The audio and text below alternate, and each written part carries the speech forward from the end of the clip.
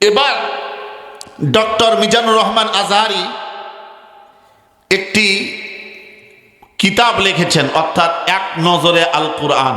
এক নজরে কি? আল কুরআন। আপনারা খবরে দেখেছেন, অথবা ইউটিউবে দেখেছেন, অথবা ফেসবুকে দেখেছেন, অথবা পত্রিকায় দেখেছেন, কারণ প্রত্যেকটা চ্যানেল নিউজ করেছে এ বিষয়ে। এক নজরে আল কুরআন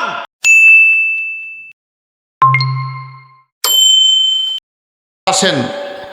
মুসলমান ভাইরা, বর্তমানে শুধু আপনাদের এই দেশের নয়, সারা পৃথিবীর মধ্যে আল্লাহ সুবহানাহু ওয়া তাআলা রহমত স্বরূপ আমাদের জন্য দিয়েছেন। তিনি হচ্ছেন বর্তমানে সকল যুবকদের, মুসলমানদের আইডল। নাম হচ্ছে ডক্টর মাওলানা মিজানুর রহমান আল আজহারি। আরে ভাই কথা কন লেখেন।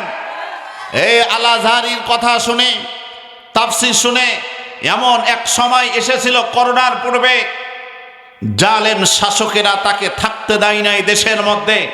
তার অপরাধ কি? একটাই অপরাধ ছিল, কোরআনের প্রচার প্রসার করা, কোরআনের দাওয়াত পৌঁছায়া দেওয়া। মানুষ কেমনে জাহান্নাম থেকে মুক্তি পেয়ে আল্লাহর জান্নাতে যাবে। ভুল বললাম? কোরআনে এ পথ দেখায় কি দেখায় না? কুরআনুল কারীম এই পথ দেখাচ্ছেন। এই কুরআনুল কারীম এই পথ দেখায়।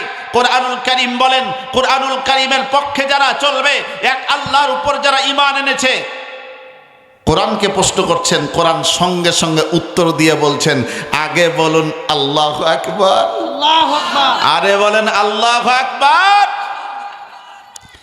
আমার আল্লাহ বলেন, আল্লাহু ওয়ালিয়ুল্লাযীনা আমানু ইউখরিজুহুম মিনাজ যুলুমাতি ইলান নূর।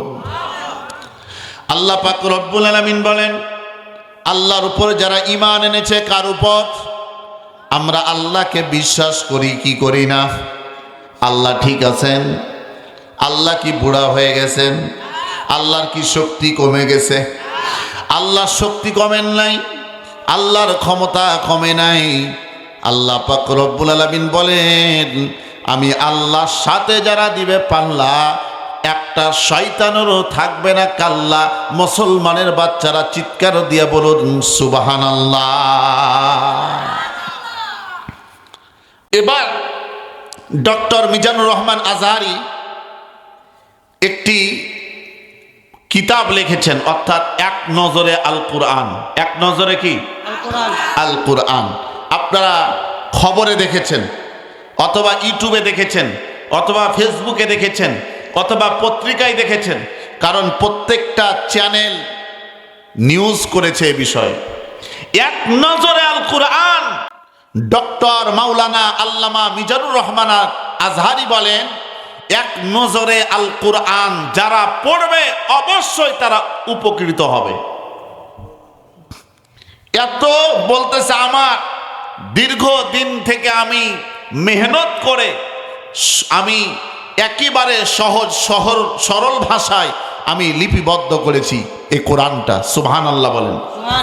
আমার ভাইরা, আমি যে কথাটি বলছিলাম, তাফসীর মাহফিলে আসবেন, লক্ষ লক্ষ মানুষ উপস্থিত হবেন। এই মাহফিলকে সাকসেস করার জন্য অনেকে দান করতেছেন, সহযোগিতা করতেছেন। এই ব্যাপারে এক শ্রেণীর মানুষ, তাদের ভিতরে চুলকানি শুরু হয়ে গেছে। অর্থাৎ চুলকানি আলেমের ব্যাপারে নয়, আসলে চুলকানি হচ্ছে কোরআনের ব্যাপারে। বুঝাতে পারলাম না মনে হয়। এবার আসেন আর একটু সহজে বুঝাই।